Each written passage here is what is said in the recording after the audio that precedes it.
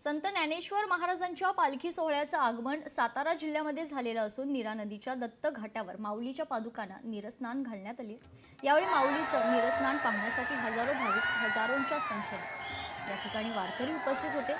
सातारा प्रशासनाच्या वतीनं पोलीस दलाकडून पालखीला मानवंदना देण्यात आली। यावेळी मंत्री शंभूराज देसाई, मंत्री जयकुमार गोरे, मंत्री मकरंद पाटील, खासदार उदयनराजे भोसले देखील उपस्थित होते।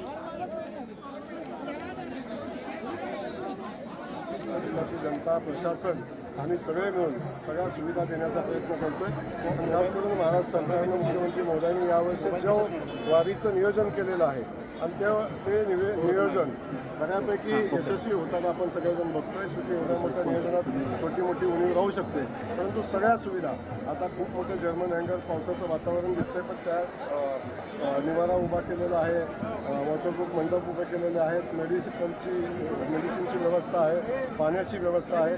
जी आवश्यक असणाऱ्या सगळ्या सुविधा वारकऱ्यांना सातारा जिल्ह्यातली जनता आणि सातारा जिल्ह्याचं प्रशासन महाराष्ट्र सरकार देतं। दरवर्षीप्रमाणे हा सोहळा दिवसेंदिवस एवढ्या मोठ्या प्रमाणामध्ये वाढायला लागलेला आहे आणि हा माझा विधानसभेचा मतदारसंघसुद्धा आहे आणि सातारा जिल्ह्याची सुरुवातच ही माझ्या विधानसभेच्या मतदारसंघामधून होती।